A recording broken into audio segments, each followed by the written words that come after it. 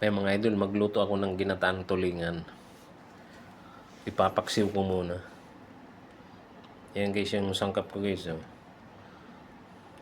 Ano lang, luyas, sibuyas, bawang, at lagyan ko rin ng sili. At may paminta mga idol. Ayan yung gata. Papaksiw ko muna para mabango siya. Yan guys, yung isda na tulingan. May isang hiwa na tilapia. Ayan guys, pangasim ko yung suka na dato puti. Ihalo ko yung mga sangkap idol. Ito yung luya.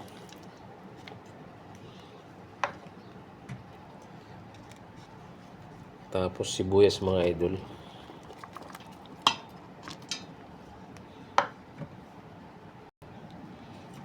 Bawang. Ihalo ko na guys. Ito yung paminta. Lagyan ko na rin ng asin.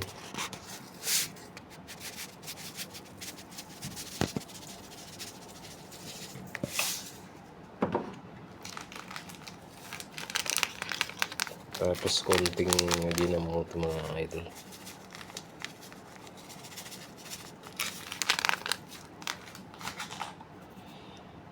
Tapos lagi ko na rin tong sili.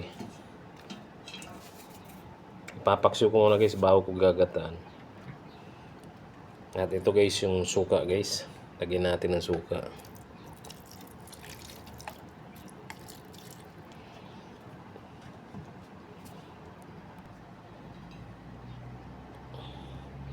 Ayan guys. Ayan guys, umpisa pa lang kulo guys. Muna natin.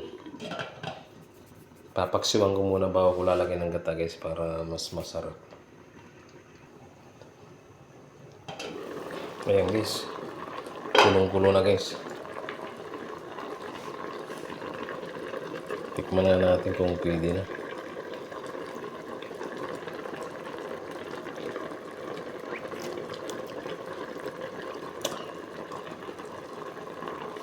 Ayan, okay na guys yung lasa guys. Bawasan ko na konting tubig bago ko ilagay yung gata mga idol.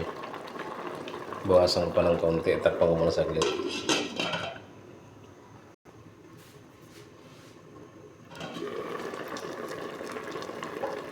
Ayan guys, pwede na yan guys. Mas maganda nga yung sabaw-sabaw.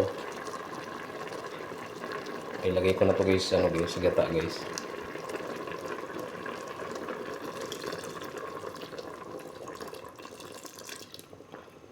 Bubuo yung iba guys.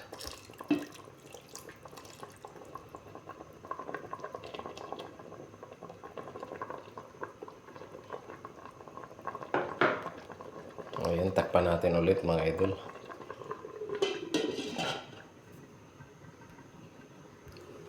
Ayan, tingnan natin mga idol. Ayan guys. Gulong-gulo na.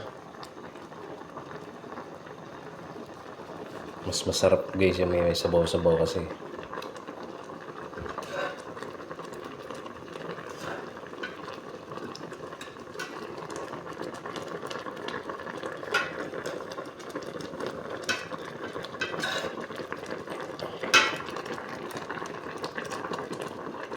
Yung ginagalaw ko mga idol kasi baka dumikit yung isda.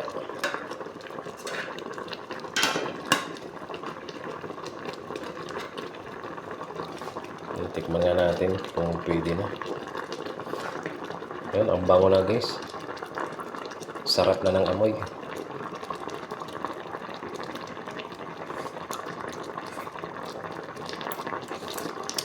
Ayan, di lang amoy ang masarap mga idol. Pati lasa ang sarap na din.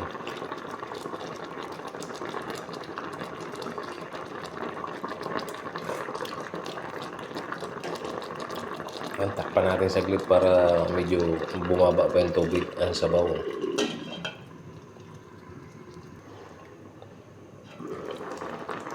Ayan guys, luto na guys. Final na to guys. Luto na talaga.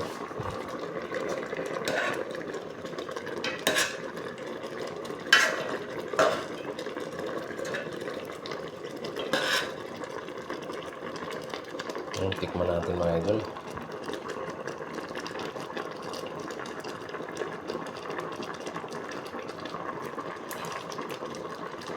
Ayan guys, okay na guys. Sarap na guys.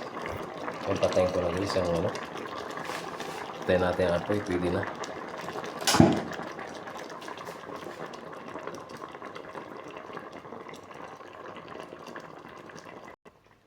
Ayan mga idol. Sarap talaga guys. Sabaw pa lang guys. Ulam na guys. Ayan, thank you so much guys sa panonood nyo ng video ko guys.